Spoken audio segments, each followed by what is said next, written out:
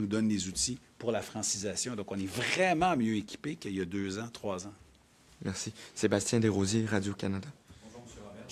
Concernant le PEC, qu'est-ce que vous dites à quelqu'un qui est arrivé au Québec en ayant l'intention de déposer une demande, comme un étudiant, par exemple, qui a commencé son parcours universitaire en se disant « Moi, je vais obtenir la résidence permanente à la suite de ça ». C'est ce que lui avait dit l'université, par exemple, mais là, les règles changent en cours de route.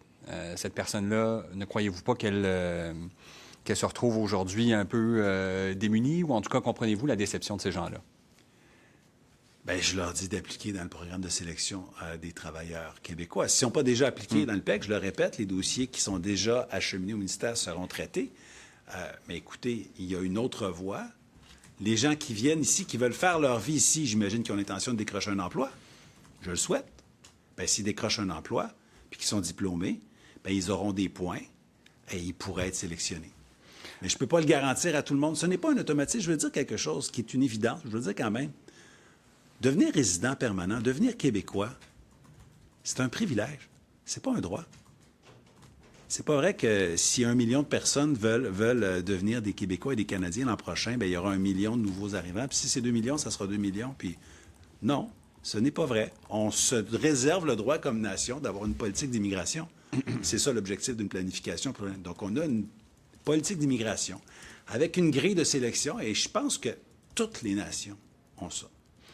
Vous critiquez Ottawa qui n'écoute pas, selon vous, le milieu des affaires, mais le milieu des affaires est très critique à votre égard aussi, qui est d'avis que la réduction des seuils que vous proposez aujourd'hui va mener, dans certains cas, à un report de projets de croissance ou même à des relocalisations aux États-Unis. Est-ce que, selon vous, c'est de l'exagération que de parler de conséquences de cette nature-là?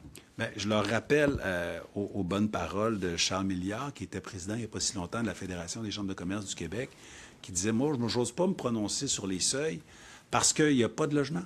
Donc, c'est bien beau de faire venir des gens, mais s'il n'y a pas de logement, on ne peut pas se prononcer là-dessus. » Donc, ça, c'est l'aspirant-chef au Parti libéral, qui était leur représentant à toutes les chambres de commerce, il y a quoi, à peu près 1 an. Donc, j'imagine qu'ils sont encore d'accord avec eux-mêmes à cet égard-là. Donc, la capacité d'accueil, on doit la respecter. On ne peut pas y aller à l'infini. Donc, nous, on a une politique qui est raisonnable, avec un